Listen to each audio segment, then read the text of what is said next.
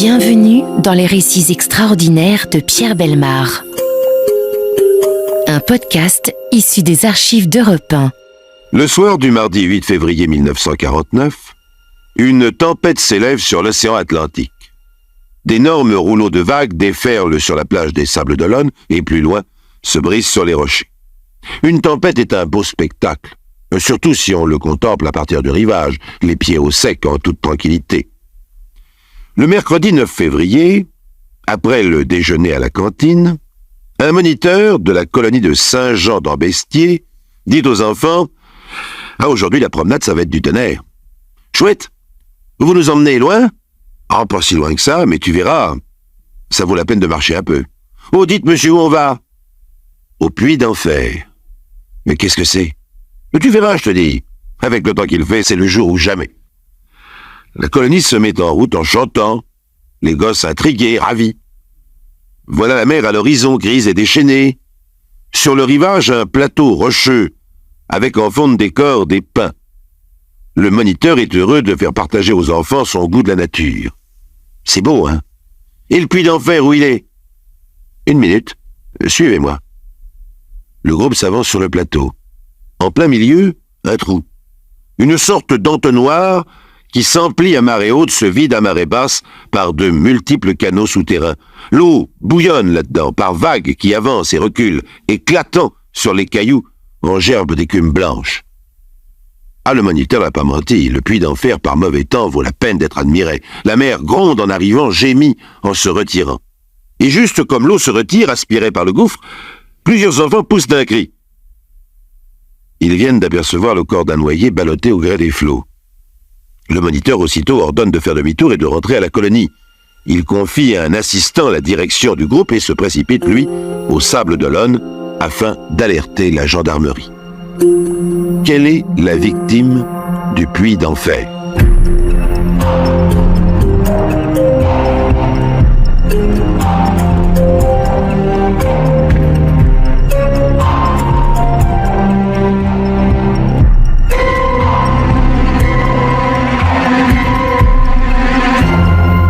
Les gendarmes et les pompiers des Sables d'Olonne arrivent au puits d'enfer.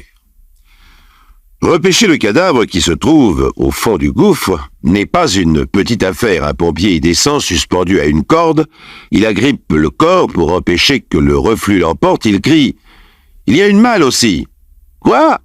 Une malle ? Une malle en osier, là, coincée derrière le rocher !» La mer continue de se retirer. En attendant un moment, on va pouvoir prendre pied au fond, ce sera plus facile. 1 heure plus tard, la malle et le cadavre sont remontés. La victime est un homme d'une 60aine d'années, les mains et les pieds liés avec de la ficelle, un mouchoir noué autour du cou qui a dû servir de bâillon. Ce n'est pas un accident, c'est un crime, constate le capitaine de gendarmerie. Il faut prévenir le commissaire principal. Celui-ci ne tarde pas à se présenter sur place, suivi de 5 inspecteurs. Leurs déductions sont simples. Une fois la malle jetée dans le gouffre, son couvercle s'est ouvert.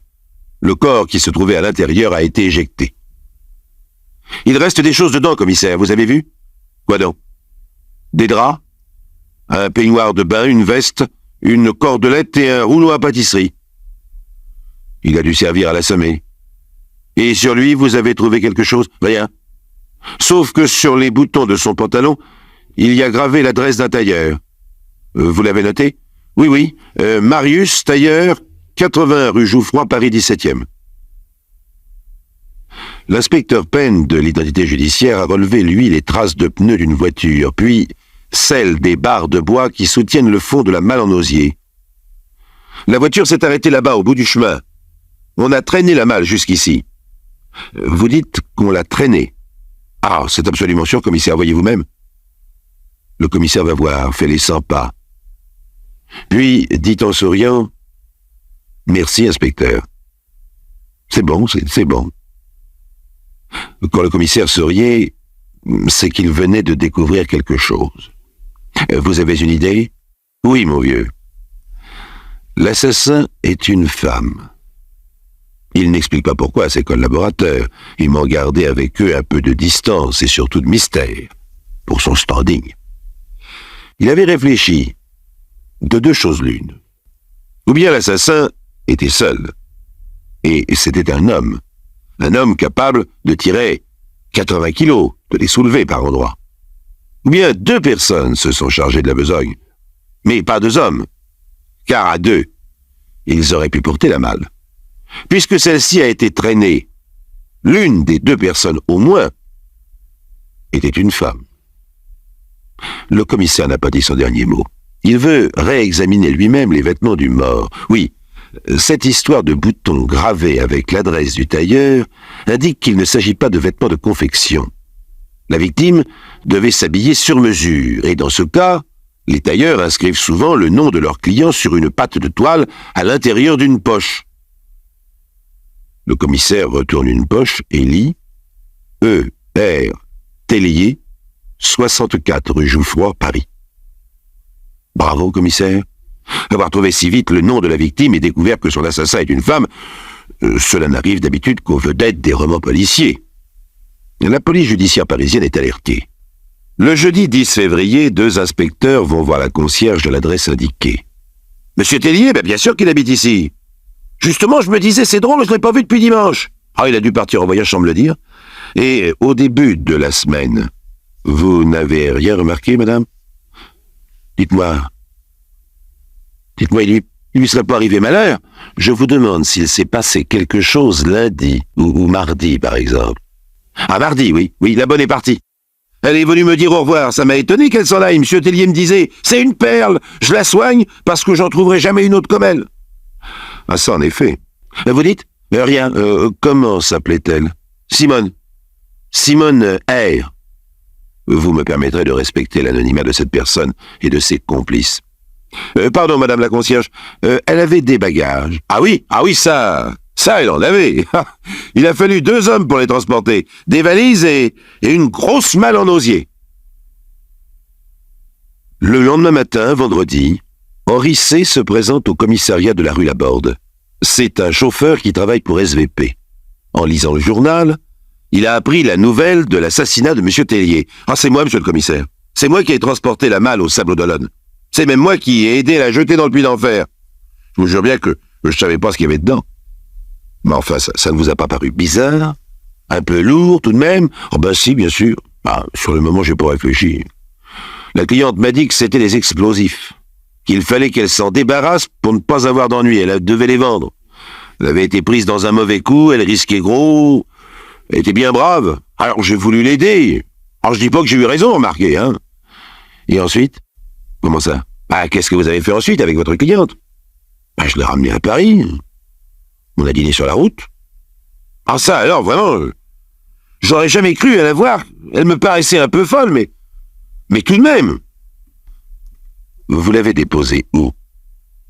Au métro, à l'Opéra. Mais je dois la revoir, hein, si c'est ça qui vous intéresse. Elle a téléphoné au bureau.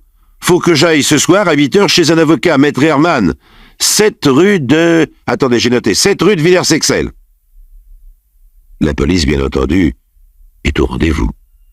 Simone R. est arrêtée dans la rue au moment où elle s'apprête à entrer dans l'immeuble. Qui donc est cette femme?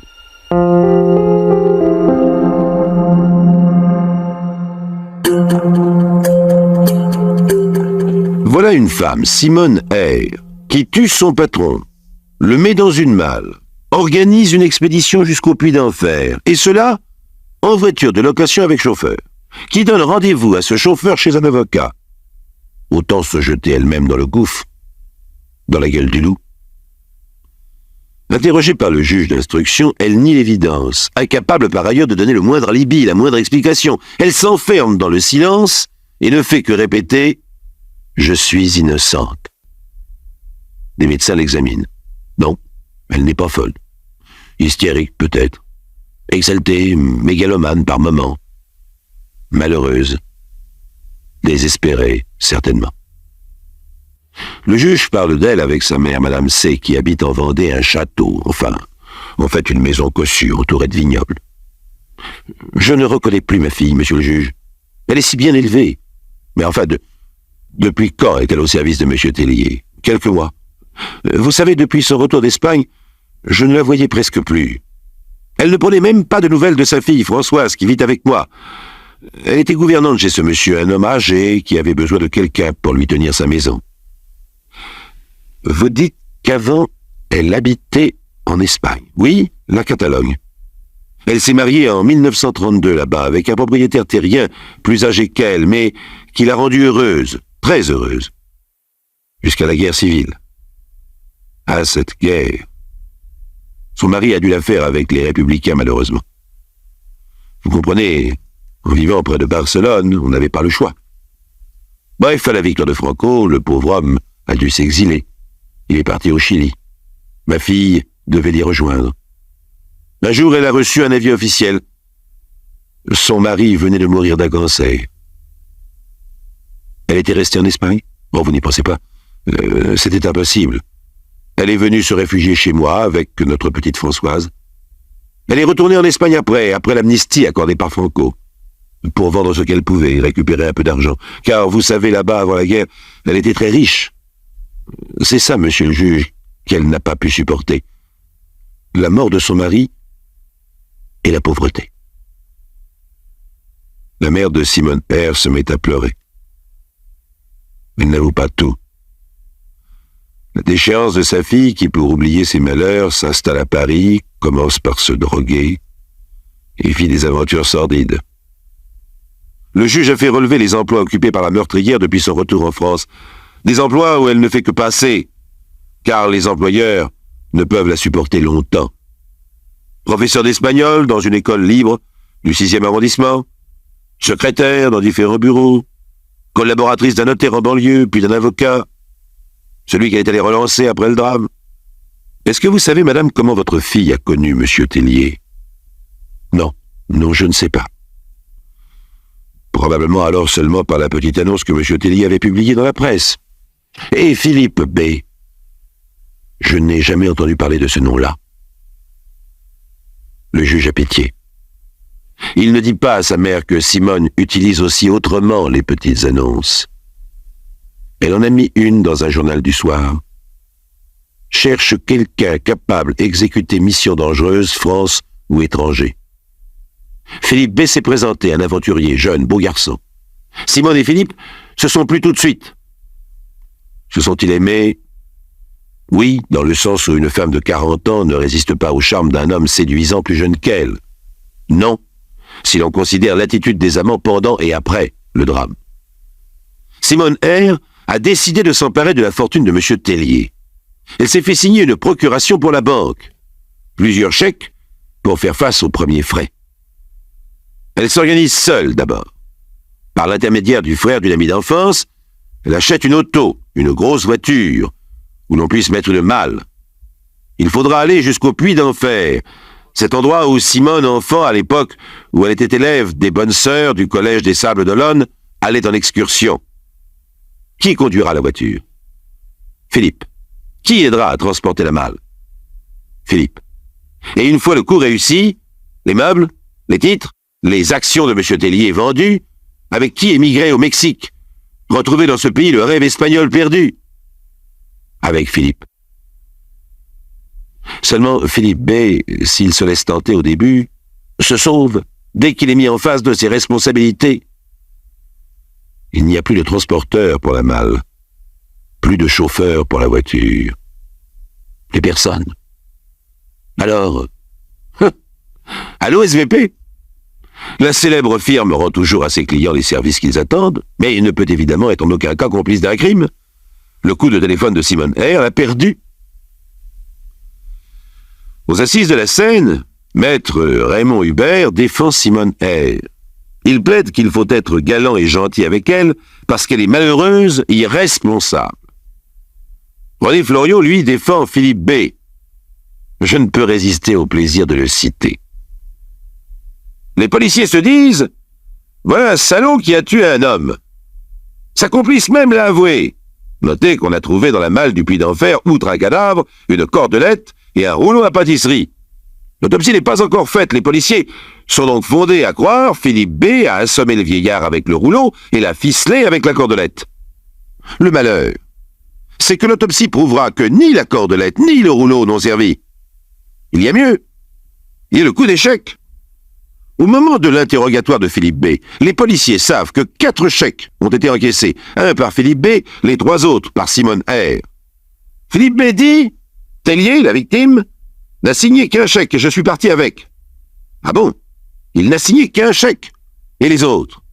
L'expertise prouve qu'ils ont été établis et signés par Simone R. Eh bien, vous me permettrez, messieurs les jurés, de vous dire que je vois là la preuve de l'innocence de Philippe B. Non seulement il n'a pas été le complice d'un crime, mais il n'était pas là quand M. Tellier est mort. Il était là pour lui faire peur, pour l'extorsion des fonds. On me dit une pareille femme n'a pas pu assommer seule un homme même âgé. Elle n'a pas pu seule porter le cadavre dans ses bras et le jeter dans un panier d'osier. Mais qui vous dit que M. Tellier a été assommé? L'autopsie dit pas de traces de coups. Par contre, traces d'éther. Et si M. Tellier était mort par suffocation? Reste l'argument de soulever le corps et de le porter jusqu'à la malle. Qui vous dit qu'au lieu de porter le corps dans la malle, Simone R n'a pas porté la malle auprès du lit, auprès du corps? De ce moment, il suffit d'un mouvement que pourrait faire un enfant pour laisser tomber le corps dans le panier, le recroqueviller ensuite, est bien plus une question d'adresse que de force musculaire. Maître Floriot, une fois de plus, vient de sauver la tête d'un de ses clients. Philippe B n'est condamné qu'à 20 ans de travaux forcés. Simone R, elle, est condamnée à mort.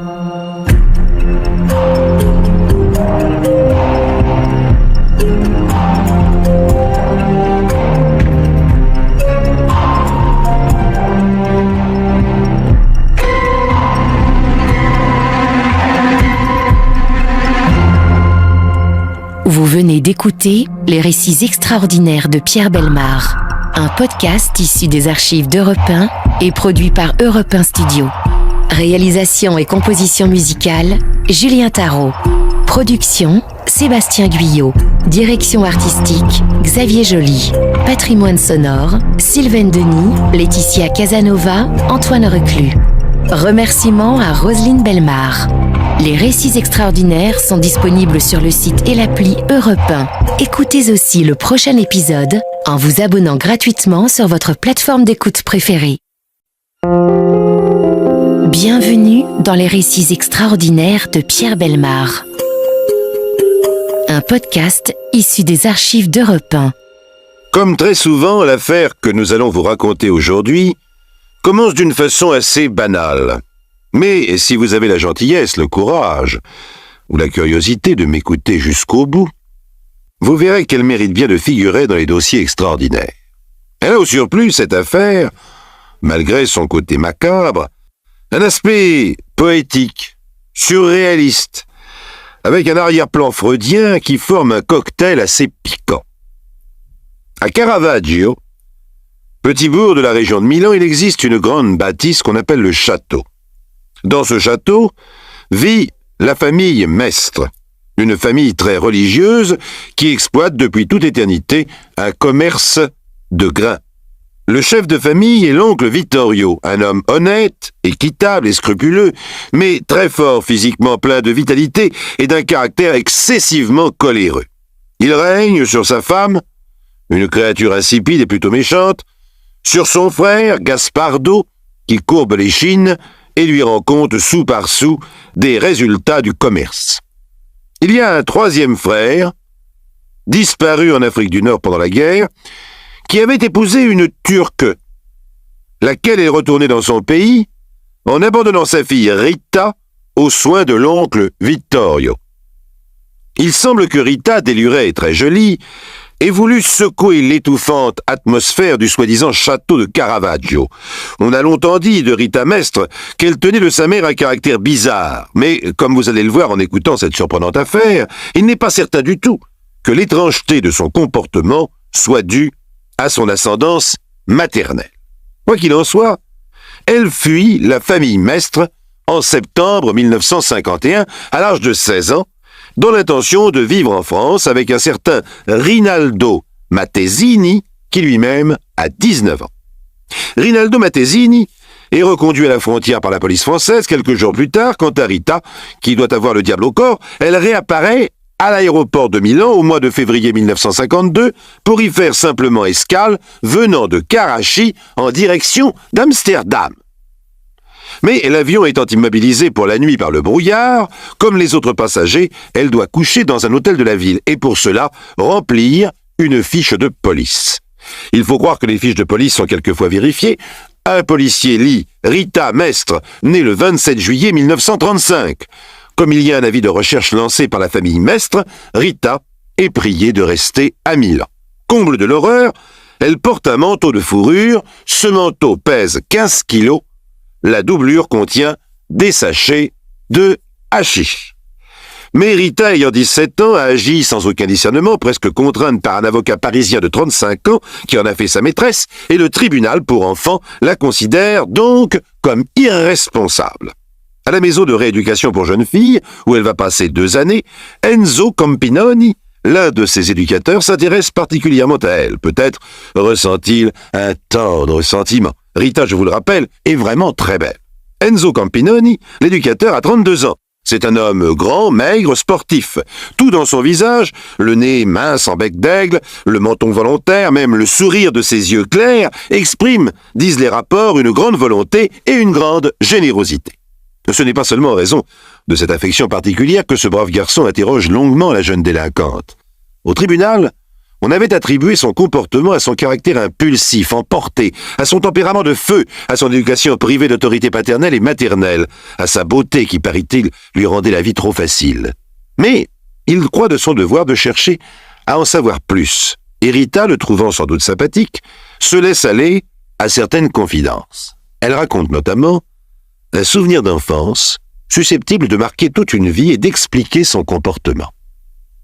Cela se passait pendant la guerre, en 1941. Rita et sa mère Genan vivaient dans la sinistre maison de Vittorio à Caravaggio. Les 2 femmes étaient sans nouvelles du père depuis longtemps et ne savaient pas s'il avait été tué ou fait prisonnier par l'armée britannique du général Wavell. Bien entendu, on ne parlait pas de cela devant Rita, on lui disait que son père était au loin, qu'il faisait la guerre, qu'il fallait prier pour lui, ce qu'elle faisait tous les soirs, et à la messe du dimanche matin. Mais d'après Rita, l'attitude de Vittorio était trouble. Il avait été le seul à approuver le mariage de son père avec une Turque, et maintenant, il les prenait toutes les deux, la mère et la fille, sous sa protection de plus en plus étouffante, avec les semaines qui passaient, puis les mois. Un jour, fin 1942, Rita surprend sa mère en train de pleurer. Ce n'est pas la première fois. Elle est assise dans le fauteuil qui trône au milieu de la salle à manger de l'oncle Vittorio. Au début, personne n'osait s'asseoir dans le fauteuil de l'oncle Vittorio, et puis, à plusieurs reprises, il avait invité sa mère à s'y asseoir, et maintenant, c'était devenu le fauteuil de sa mère. C'est la tombée du jour, la pièce est très obscure. Rita entend le pas pesant de l'oncle Vittorio. Elle se retourne, il est dans l'ouverture de la porte. Pour elle, un géant un peu terrifiant. Sa mère lui demande « Rita, veux-tu me chercher un mouchoir ?» Elle sort, mais cette fois elle a compris que sa mère veut qu'elle s'éloigne. Dans le corridor, elle traîne. Elle entend sa mère demander « Vous avez des nouvelles ?» Et Vittorio répond « Non. Ma pauvre Genan, cette fois, je crois que nous n'en aurons plus. S'il était vivant, nous le saurions. » Rita reste pétrifiée dans le corridor. Elle a compris qu'il parlait de son père. Elle entend l'oncle Vittorio se déplacer dans la pièce. Puis, un silence. Inquiète, elle retourne à la porte. L'oncle Vittorio est passé derrière le fauteuil de sa mère qui pleure à chaudes larmes. Il lui caresse les cheveux comme pour la consoler. Mais Rita voit qu'il est tout près d'elle. Sa joue effleure presque son visage, et elle entend, sans bien comprendre, des phrases dans le genre de « Allons, ma petite enfant, il faut vous consoler. Vous n'avez que 26 ans, je suis là. Vous n'avez rien à craindre de la vie. Vous savez l'affection que j'ai pour vous, etc., etc. » Rita voit le regard brillant de l'oncle Vittorio. Elle a peur. Elle n'ose bouger. Maintenant, l'oncle Vittorio embrasse les cheveux de sa mère, puis il l'embrasse dans le cou. Sa mère a un geste brusque. Elle se retourne à moitié dans le fauteuil et l'oncle Vittorio, comme s'il devenait fou, essaie de la retenir dans ses bras. Sa mère se débat et Rita crie. La scène en est restée là. Mais depuis ce jour, dans la maison au volet toujours clos, l'atmosphère est devenue de plus en plus étouffante. Sa mère évite de rester seule avec l'oncle Vittorio. Celui-ci, pour acheter le silence de l'enfant, lui offre des jouets, des bonbons. Mais la femme de Vittorio a senti la situation. Avant, elle avait un visage triste et sans expression. Maintenant, elle devient méchante. Chaque fois qu'elle regarde Rita, elle l'accuse de tous les défauts, met ses jouets aux ordures et répète partout que sa mère est une orientale paresseuse, juste bonne à entraîner les hommes dans la débauche. Alors, un matin, elles se sont retrouvées, la mère et l'enfant, dans l'autobus qui les conduit qu'à 30 km de là, dans le village d'Armino, où elles vont habiter, à l'écart du village, près d'une décharge publique. Plus tard, l'enfant sera placé comme pensionnaire près de Bologne. Elle ne reverra plus jamais sa mère. L'oncle Vittorio prétendra qu'elle est repartie pour la Turquie sans même demander à revoir sa fille. Voilà pourquoi, lorsque conformément aux spécifications du tribunal, Rita doit être rendue à l'oncle Vittorio, son tuteur légal, Enzo Campinoni croit bon de l'accompagner. Il veut parler avec son oncle de l'avenir de l'enfant et régler avec lui les détails d'une procédure qui lui permettrait d'exercer une certaine surveillance. C'est ce jour-là, lorsqu'il se présente avec elle devant la sombre bâtisse de Caravaggio, au moment où il tire sur la poignée et fait tinter la cloche, au moment où l'oncle Vittorio le découvre à côté d'elle, que s'ouvre ce dossier extraordinaire.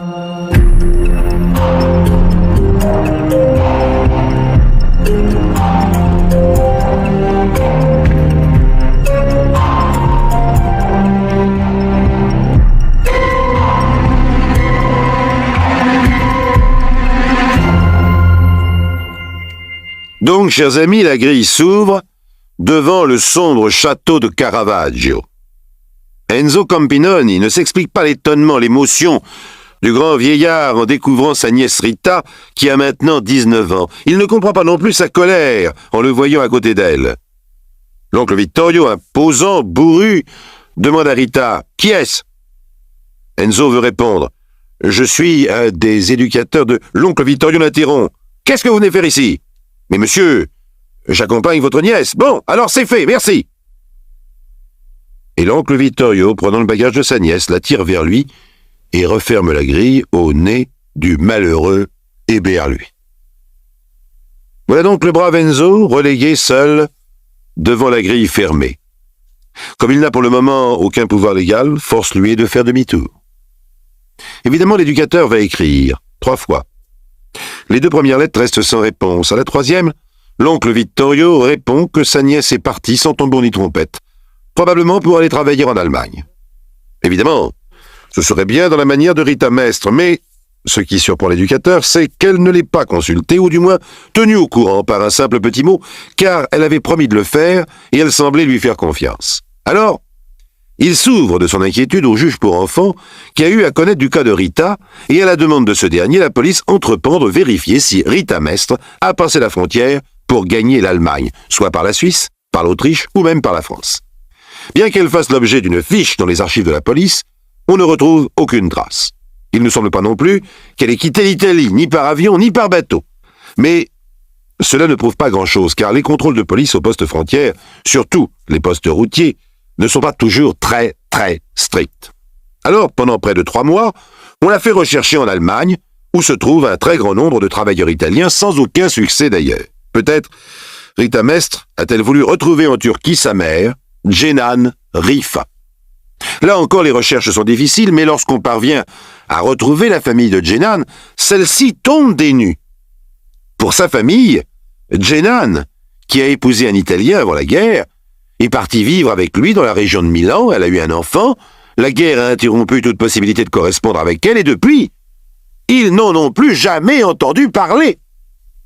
Sa famille turque, qui croyait que Cenan l'avait oublié en apprenant que, selon les dires de la famille Mestre, Cenan devrait avoir regagné la Turquie, s'émeut, et l'ambassade de Turquie en Italie demande officiellement que des recherches soient entreprises. La police italienne est enfin saisi d'une demande en bonne et due forme, peut convoquer officiellement les protagonistes de cette affaire. Mais les interrogatoires des 3 membres de la famille Mestre n'apportent pas grand-chose. La femme de Vittorio et le frère, terrorisés, se taisent. Quant à Vittorio, il répète que Jenna est partie en Turquie et Rita, probablement en Allemagne. Alors, le maire de Caravaggio, poussé par Enzo, l'éducateur, décide d'interroger l'oncle Vittorio dans sa propre maison. Accompagné d'Enzo et d'un carabinier, il va donc sonner à la grille du château.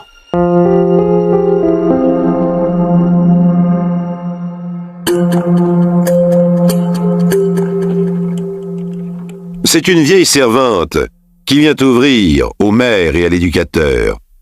Plus large que haute, tout de noir vêtue et dentée, elle monte avec le perron et les fait asseoir dans le salon où trône un magnifique fauteuil de style. Enzo se souvient du récit de Rita. C'est sans doute ce fameux fauteuil où sa mère fut autorisée à s'asseoir, le fauteuil de l'oncle Vittorio, aussi chargé de symboles qu'un trône. Tout, dans l'obscure bâtisse, respire une propreté méticuleuse et un ennui morbide. La sinistre Madame Mestre, à la bouche acerbe, aux yeux toujours à demi fermés, survient, atterrée. Vittorio Mestre n'est pas là, elle l'a fait prévenir. Ces messieurs, en attendant, veulent-ils un peu de café? On entend grincer la grille et le pas pesant de l'oncle Vittorio sur le perron. Les 3 hommes posent leur tasse de café et se lèvent.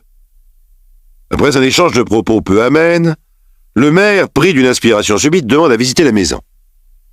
On devine l'affolement de Madame Mestre et du frère Gaspardo. Mais l'oncle Vittorio, sombre, leur dit « C'est honteux, mais je ne peux pas l'empêcher. » Et il ajoute pour sa femme « Accompagne-les. » Les 3 hommes, sans mot dire, faisant craquer le parquet ciré dans le silence, visitent toutes les pièces de la maison et se retrouvent devant une porte fermée. « C'est une chambre inoccupée, dit Madame Mestre. Vous voulez voir ? Si cela ne vous ennuie pas. » Les 3 hommes jettent un coup d'œil dans l'obscurité pour tout d'abord ne rien voir. Puis, en refermant la porte, le maire fait voler un voile blanc. Grâce à la faible lumière qui passe entre les volets fermés, il a bel et bien vu une robe de mariée. Alors le carabinier ouvre les volets. Il s'agit bien d'une robe de mariée sur un mannequin. Et il y a d'autres robes, partout, tout autour d'eux, sur d'autres mannequins, ou bien accrochés à des porte-manteaux, des robes, des sous-vêtements de femmes. Beaucoup de vêtements sont démodés. Ce sont des robes courtes qui datent de la guerre, avant le New Look, mais il y a aussi quelques vêtements de jeunes filles, plus à la mode. Complètement ahuri et berlué, stupéfait, le maire se tourne vers la femme de Vittorio et demande « Mais qu'est-ce que c'est que toutes ces robes ?» Elle ne répond pas. « Ce n'est pas à vous ?»« Mais alors à qui est-ce ?» Enfin la femme de Vittorio hausse les épaules. « C'est à lui qu'il faut demander ça, dit-elle. » Dans le salon, Vittorio Mestre, impassible, sombre, les défie du regard. Le maire lui demande à qui sont toutes ces robes. Vittorio fait un effort pour répondre et finalement ne dit rien. Le maire est à la fois très étonné et en colère. Il demande à la femme de Vittorio et au frère « Mais vous, parlez! À qui sont ces robes ?» Gaspardo et la femme de Vittorio se regardent, ils sont pâles. Ils semblent morts de peur. Nous, on ne peut rien dire. Enfin, Gaspardo s'adresse à son frère. « Parle, Vittorio, parle !» L'oncle Vittorio regarde tout le monde, l'un après l'autre. Il serre les dents. Le front plissé, il réfléchit. Enfin, on entend le son de sa voix. Il dit simplement « Pourquoi ?» Tout le monde regarde le maire, et le maire comprend qu'en effet, rien n'oblige Vittorio à parler. Il a le droit d'avoir des robes, une collection de robes. Heureusement, le maire se souvient qu'il a des questions à poser. Il pose la première qui lui vient à l'esprit. Pourquoi votre belle-sœur Cenan est-elle retournée en Turquie sans emmener sa fille Rita? Vittorio répond « C'était une mauvaise mère et une femme indigne. Pendant la guerre, elle a trompé mon frère avant que sa disparition soit officielle, et je l'ai chassée. Mais nous avons voulu garder Rita. » Évidemment, le maire demande comment il se fait que les deux femmes soient parties sans emmener leurs vêtements. Ce à quoi Vittorio répond qu'il n'y avait aucune raison pour que Cenan emmène sa robe de mariée en Turquie et que Rita est partie en colère et tellement précipitamment qu'elle n'a même pas emmené une brosse à dents. Quand il lui demande à nouveau les raisons qui l'ont amené à constituer ce musée, il s'enferme dans un silence méprisant en bougonnant simplement qu'il a le droit de faire ce qu'il veut avec les choses qui sont sous son toit.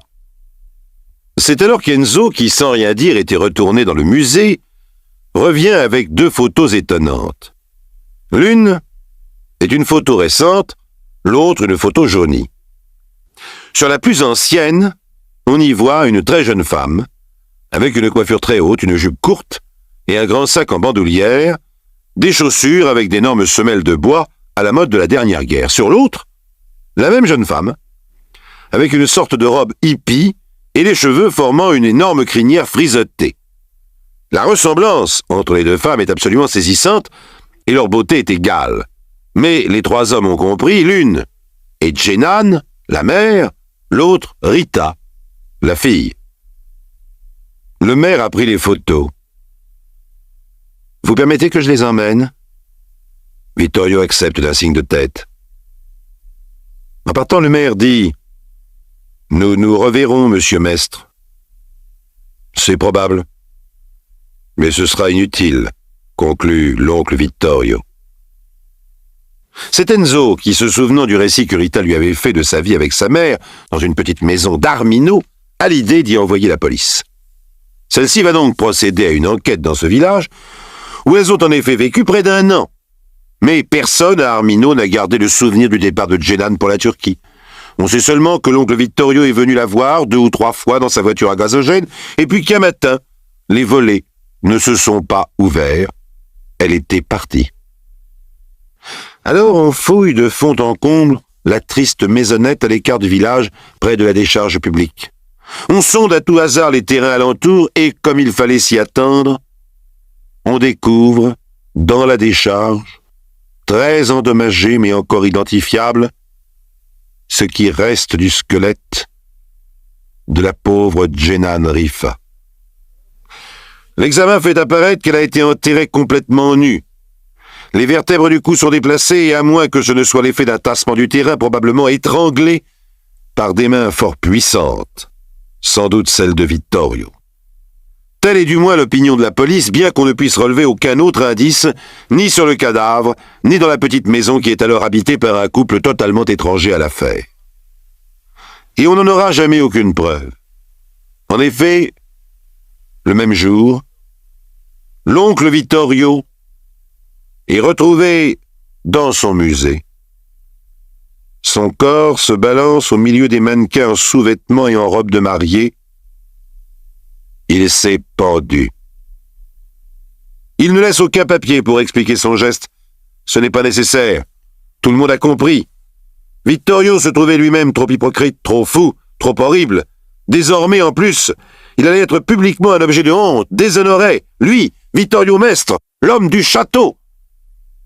Quant à Rita Mestre, nul ne sait ce qu'elle est devenue, ni si elle vit encore. 2 détails pourtant donnent une indication sur ce qui peut lui être advenu. Dans sa rage à retrouver sa protégée, Enzo est parvenu à reconstituer une partie des événements qui se sont déroulés la nuit qui a suivi le retour de la jeune fille à Caravaggio.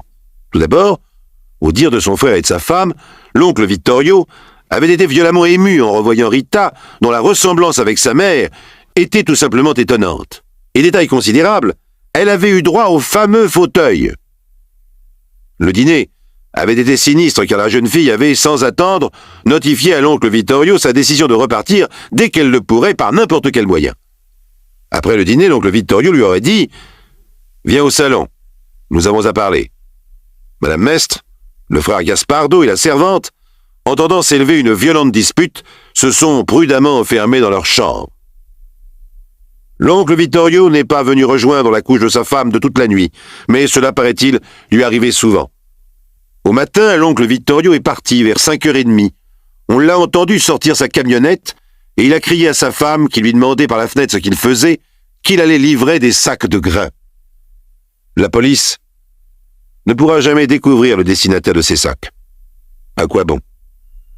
Personne ne cherche plus personne, et le coupable, s'il y en a un, est mort. Ce dossier extraordinaire a donc été définitivement refermé.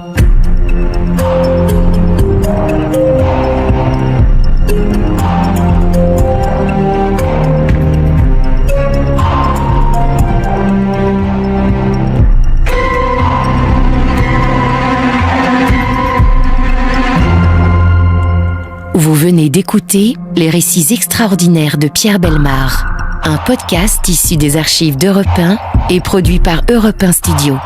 Réalisation et composition musicale, Julien Tarot. Production, Sébastien Guyot. Direction artistique, Xavier Joly. Patrimoine sonore, Sylvaine Denis, Laetitia Casanova, Antoine Reclus. Remerciements à Roselyne Bellemare. Les récits extraordinaires sont disponibles sur le site et l'appli Europe 1. Écoutez aussi le prochain épisode en vous abonnant gratuitement sur votre plateforme d'écoute préférée. Bienvenue dans les récits extraordinaires de Pierre Bellemare. Un podcast issu des archives d'Europe 1. Il y a bien longtemps que les petits-enfants n'ont plus peur de l'ogre, car les mamans n'ont plus le temps le soir à la veillée de raconter des histoires à dormir debout pour endormir justement leur progéniture. Mais le dossier que nous allons ouvrir ensemble aujourd'hui, chers amis, raconte une histoire à dormir debout, celle non pas d'un ogre, mais d'une ogresse. Oh, rassurez-vous, si la légende populaire affubla Jeanne Weber du surnom extraordinaire de ogresse de la Goutte d'Or, elle ne mangeait pas les enfants pour autant. Cela précisé, je ne vous conseille tout de même pas de raconter ce soir à votre petit dernier les aventures de l'ogresse de la Goutte d'Or. Je ne suis pas sûr qu'il dormirait tranquille, et vous non plus, d'ailleurs.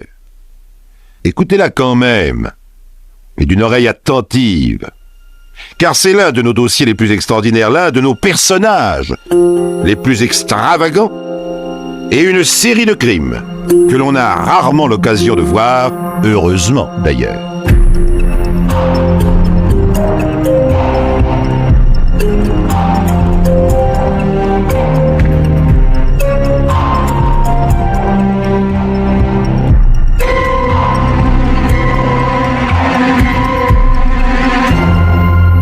Il était, dans la bonne ville de Paris, un quartier bien célèbre, où l'un de nos romanciers, Émile Zola, trouva de quoi alimenter nombre de ses romans. La Goutte d'Or. Dans ce quartier du 18e arrondissement de Paris, près de la gare du Nord, on ne trouvait en 1905 que voies ferrées, usines, ateliers, maisons basses et noires de fumée, rien de bien touristique. Les habitants, pour la plupart ouvriers, y vivaient surtout le soir, envahissant les bistrots sordides, le cafecon sans fumée de la Fauvette et le samedi soir, le théâtre Montmartre. Les rues y portent des noms évocateurs, le passage de la Goutte, la rue du Pré maudit. Au 1 bis de la Goutte, justement, vit un ménage, les Weber. Lui est ouvrier au salaire confortable, 10 francs par jour. À l'époque, c'est une bonne paye. Elle tient la maison. Les voisins les connaissent bien, tout le monde se connaît bien d'ailleurs dans ce quartier où l'on vit, autant sur le pas de la porte qu'à l'intérieur. Les voisins surtout connaissent bien Jeanne et la plaignent un peu. Pensez donc, sur 3 enfants, 2 sont morts en bas âge, un seul lui reste. Un petit Marcel de 7 ans, malingre et souffreteux. Oh, une bien grande misère. Ou évidemment, on voit souvent la Jeanne, une bouteille de rouge sous le bras et des fois, le soir, elle a bien l'air un peu égarée. Oh, que voulez-vous? On se console comme on peut. Et puis, un petit coup par-ci par-là, Ça n'a jamais fait de mal à personne, pas vrai, au contraire. Ça console de bien des malheurs. De sa fenêtre, souvent, la Jeanne regarde dans la rue les enfants qui jouent, qui courent. Elle regarde les tout petits surtout. Oh, c'est si beau, un tout petit, qui tremble sur ses jambes et marche en biais, les mains en avant, les yeux rieurs, en cherchant les jupes de sa mère. On le voit bien par moments. Jeanne a des envies irrésistibles de tendre les bras, de saisir le poupon, pour l'embrasser, sûrement. Ça lui rappelle trop sa petite dernière, morte à 20 mois. C'est dur pour une femme qui aime tant les enfants. Elle les aime tellement qu'elle est toujours prête à les garder. Oh, pour ça, elle est bien serviable. Et on peut avoir confiance. C'est vrai, Jeanne est toujours prête à rendre service et à garder les bambins encombrants. Ceux de sa belle-sœur, par exemple. Et aujourd'hui, justement, c'est jeudi, jour de lavoir, et la belle-sœur a fort à faire avec la lessive de 2 bébés. Elle a 2 petites filles, Suzanne, 3 ans, et Georgette, 18 mois. « Jeanne, veux-tu les garder? J'ai 2 corbeilles pleines à laver. J'en ai au moins pour 2 heures. » Jeanne veut bien. « Prends ton temps, ne t'inquiète pas, je m'en occuperai. Sois tranquille, j'ai l'habitude. » Rassurée, la mère s'en va jusqu'au lavoir des 2 amis, une corbeille sur chaque hanche. Entre les potins et la lessive, elle rentrera à la nuit, juste à temps pour la soupe. Jeanne a refermé sur elle la porte du logis de sa belle-sœur, rue du Pré-Maudit, et s'est installée dans la cuisine, près du poêle à charbon. Pour mieux les surveiller, elle garde les 2 enfants dans la pièce. Par terre, la plus grande, Suzanne, dont les 3 ans arrivent à peine au niveau de la table de la cuisine. Elle joue avec une poupée de chiffon multicolore. Elle la couche, la borde, l'habille, la déshabille sans relâche. Elle ressemble déjà à une petite bonne femme, avec son air sérieux et sa tranquillité silencieuse. Georgette, le bébé, gazouille dans son berceau d'osier. C'est une enfant gaie, au sourire plein de fossettes, dont les rondeurs et le teint rose attirent l'œil. Elle gigote, tirant avec obstination sur l'un de ses chaussons. Jeanne est assise, immobile, le dos droit. Elle n'a pas amené d'ouvrage. Ses mains sont posées sur sa robe, la paume en l'air, comme des instruments inutiles. Elle a l'air attentive et bête à la fois. On pourrait dire, elle a l'air bonasse. Jeanne n'est pas belle. Un front rectangulaire, des sourcils minces aux arcades gonflées, des yeux noirs écartés, un nez épaté, une bouche tombante, un menton lourd. Le tout est posé sur une absence de cou et des épaules boulottes. Totalement disproportionnées, sur 2 grandes oreilles minces pendent 2 petits anneaux d'or. Seul le regard noir et dur tranche sur ce visage mou. Ce regard bouge. Il fait le tour de la pièce, objet par objet, il scrute lentement, puis se pose à nouveau. Pour la 1e fois, la petite Suzanne habille sa poupée. Jeanne l'observe un moment.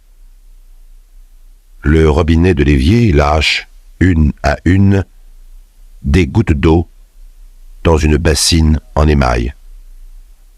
Cela fait un bruit mat et agaçant dans le silence, qui est soutenu par le ronronnement du poêle. Dans son berceau, le bébé a cessé de s'agiter. Quelques gazouillis de plus en plus vagues annoncent le sommeil. Alors Jeanne se lève, tire sa chaise près du petit lit, tout près. Elle surveille l'enfant qui dort. Pendant ce temps, au lavoir, dans la fraîcheur de l'eau courante et le claquement des battoirs, la mère s'active de la langue et du bras. Un monticule de linge blanc, vigoureusement tordu, emplit déjà l'une des corbeilles, une bonne heure à passer. Soudain, un appel retentit et résonne en écho sous la voûte. « Madame Weber! Madame Weber !» Essoufflée par la course, tenant ses jupes à pleine main, mademoiselle Pouche, une voisine, est entrée en courant, faisant se redresser d'un seul coup les dos courbés sur l'ouvrage. « Qu'est-ce qu'il y a? Le feu ?» Reprenant péniblement son souffle, la messagère explique d'une voix entrecoupée. « C'est la petite. Elle est malade. Elle étouffe. Jeanne vient d'appeler au secours. Dépêchez-vous !» Plantant là ses torchons, la mère s'élance affolée et remonte en courant la rue de la Chapelle, suivie par une horde de femmes curieuses de l'événement et qui envahissent derrière elle le logement. La petite fille est étendue sur le grand lit de la chambre, blanche d'étouffement, ses grands yeux fixant le plafond. Penchée sur elle, la tante Jeanne, une main glissée sous la petite chemise, épie les battements de son cœur. La mère se précipite, s'empare de l'enfant, qu'elle arrache littéralement à son berceau, et se met à secouer désespérément cet enfant en criant « Mais elle est morte, elle est morte !» Soudain, l'enfant a un hoquet, le petit visage se crispe, la bouche s'ouvre, cherchant désespérément de l'air, quelques râles, puis, les pleurs libérateurs, elle respire à nouveau difficilement, s'étrangle, mais elle vit. Aussitôt, un brouhaha de soulagement monte du groupe des voisines accourues. C'est la première fois qu'elle a des convulsions, dit la mère, pâle d'émotion. Silencieuse, Jeanne ne dit rien, mais en y regardant de plus près, elle a un air bizarre. Elle fixe l'enfant comme si... Mais non, c'est sûrement l'émotion. Et bientôt, elle se mêle naturellement à la conversation des commères qui se séparent sur le pas de la porte. Interrompue dans sa lessive qu'elle a laissée sur place, la mère doit retourner au lavoir. Après s'être assurée que l'enfant est bien calmé, elle la confie de nouveau à Jeanne et repart, à demi rassurée. 3/4 d'heure après, un nouvel appel retentit sous la voûte du lavoir. « Madame Weber !» C'est la même mademoiselle Pouche, en larmes cette fois, et qui, toute tremblante, n'ose pas en dire plus. D'une voix blanche, la mère demande « Georgette ?» Accablée, mademoiselle Pouche fait un signe de tête. À nouveau, la mère s'élance comme une folle et pénètre en trombe dans la maison pour s'arrêter pile devant le berceau. Le bébé est étendu sur le dos, poings crispés, tête en arrière, le visage et le cou sont violets. Cette fois, il est mort. Jeanne est toujours là, effondrée sur une chaise, le front couvert de sueur, l'œil hagard. Il n'y a plus rien à faire.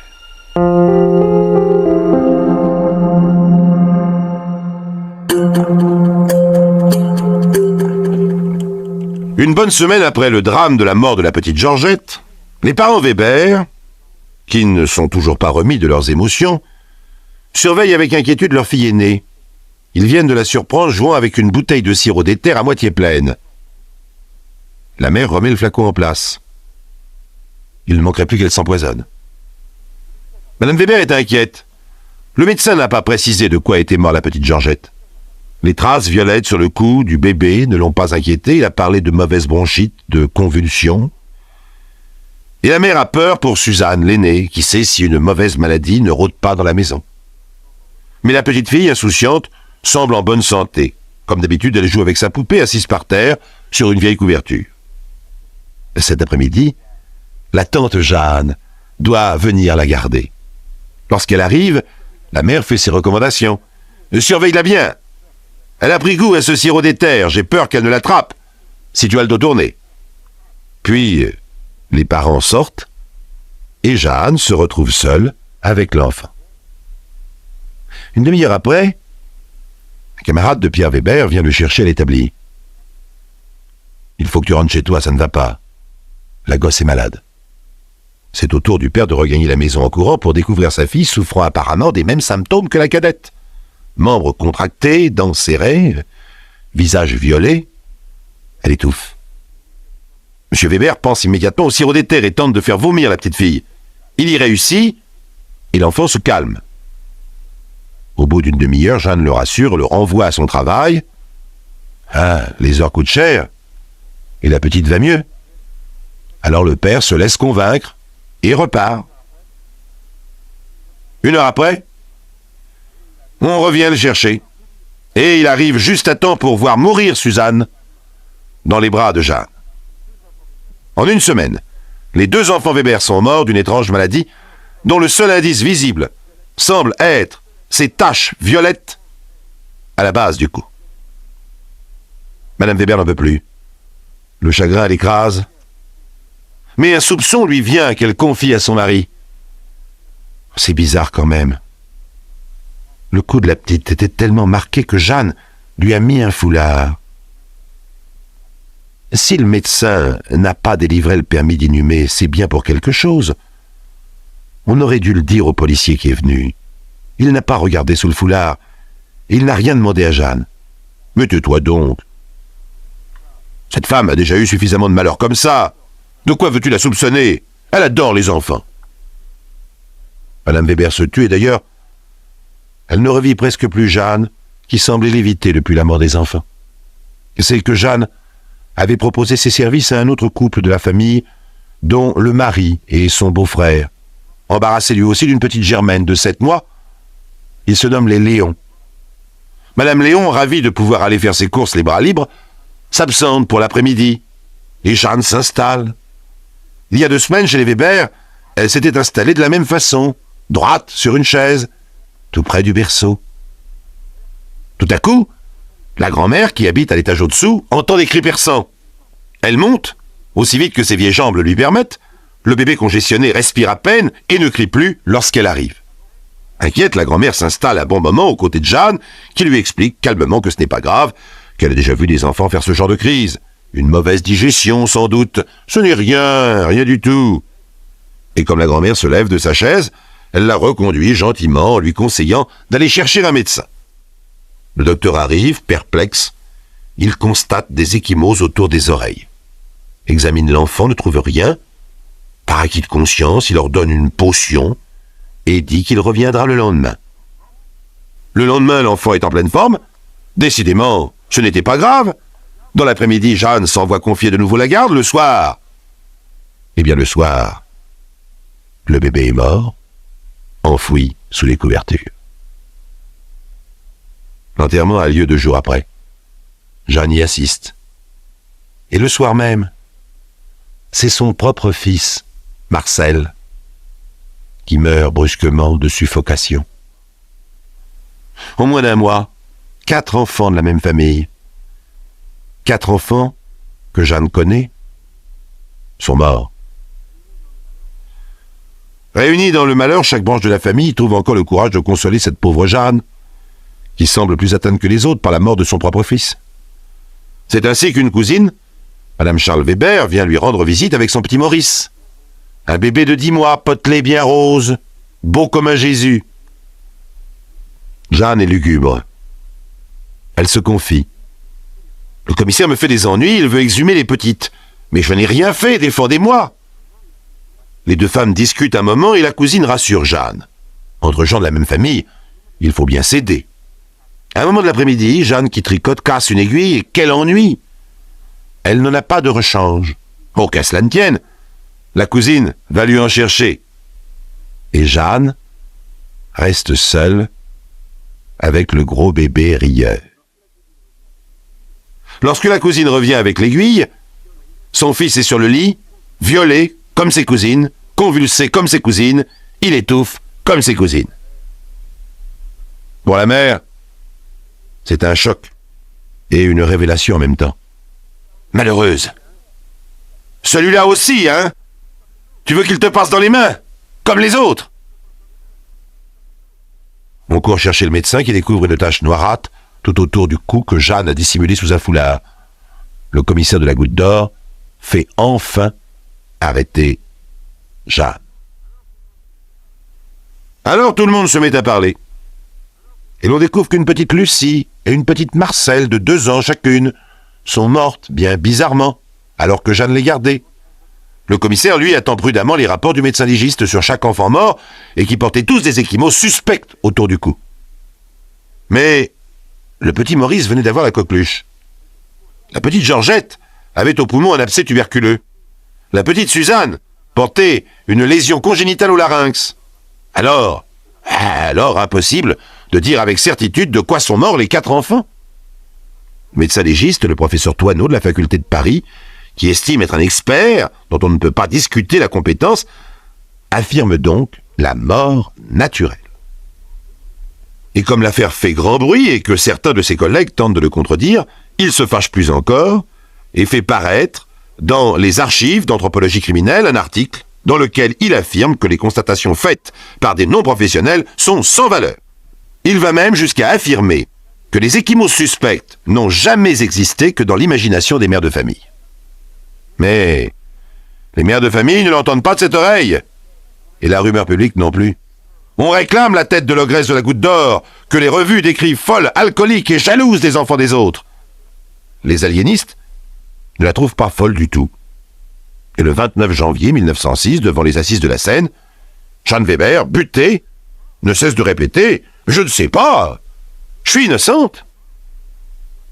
Et bien que l'on ne s'explique pas tout dans cette singulière affaire, le jury déclare Jeanne Weber relevée de l'accusation portée contre elle.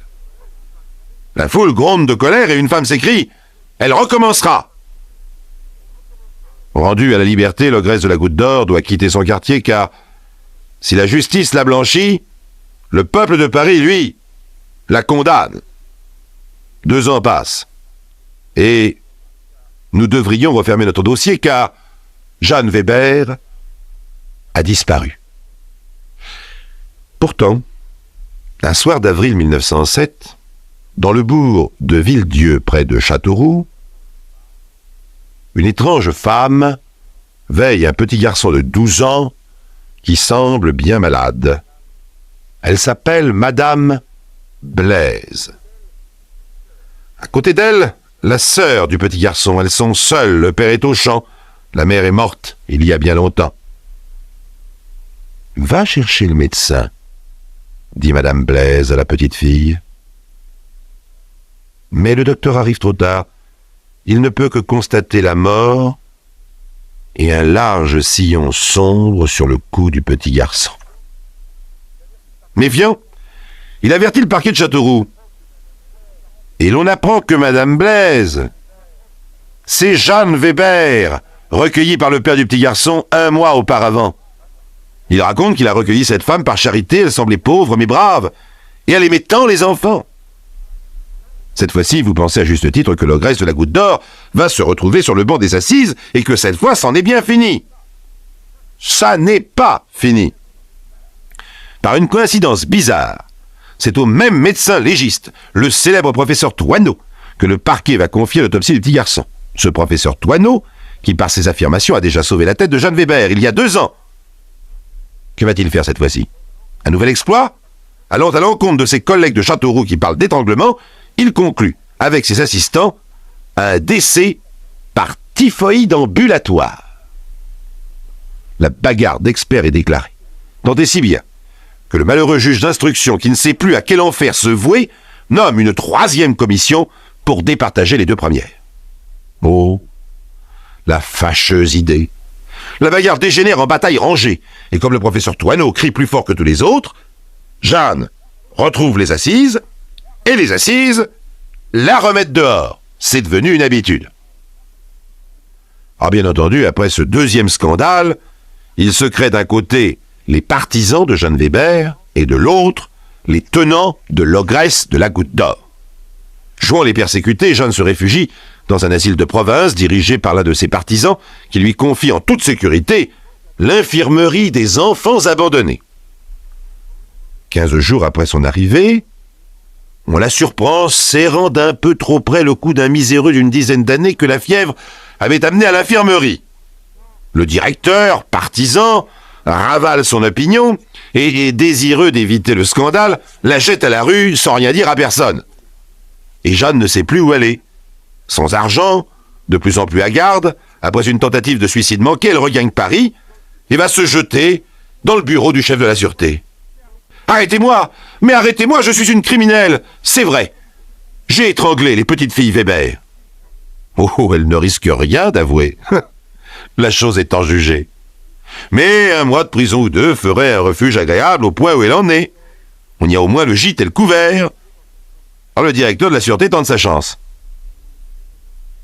Et le petit garçon de Châteauroux? Ah lui, non. Non, seulement les petites.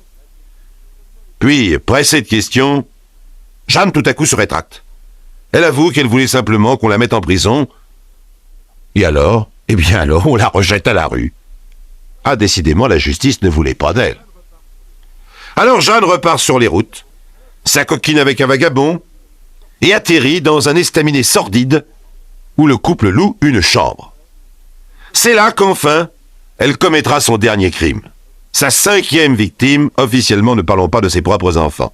C'est là qu'enfin, elle fut surprise en flagrant délit par la patronne de l'estaminet dont elle venait d'étrangler le fils avec son mouchoir. Le célèbre professeur Thoineau, ridiculisé, ne fit pas de commentaires et Jeanne Weber, soumise à l'examen de 2 aliénistes, fut enfin considérée comme folle folle alliée. Elle mourut peu de temps après dans un asile où il n'y avait fort heureusement que des fous et des vieillards à portée de ses mains.